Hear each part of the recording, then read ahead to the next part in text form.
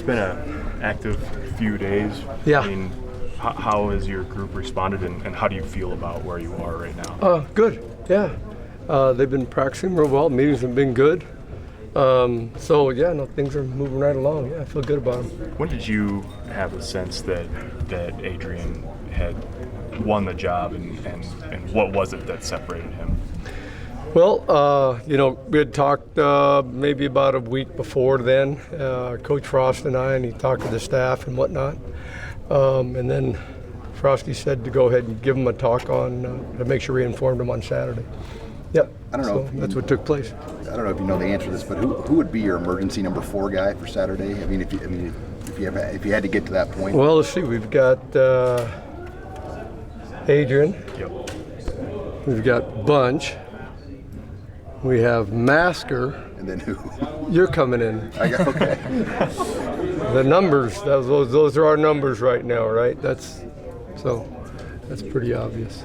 When you recommended Adrian as the starter, what were the things that went into that recommendation?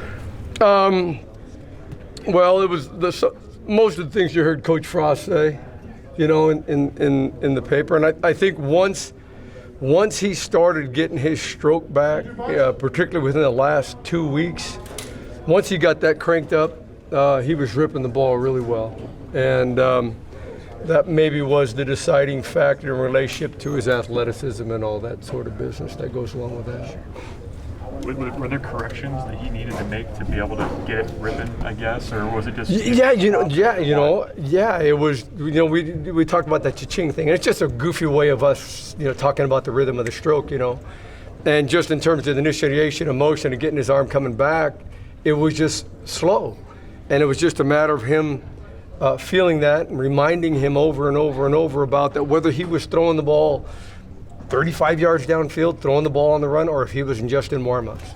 And once that started to take place, he started ripping the ball like we thought he would be able to do. You talked about the hydrant being sort of wide open for Matt because he got here later than the other guys. Does your approach with him change at all? I'm sorry, again now? With Matt Masker, does your approach with him change at all now that he's?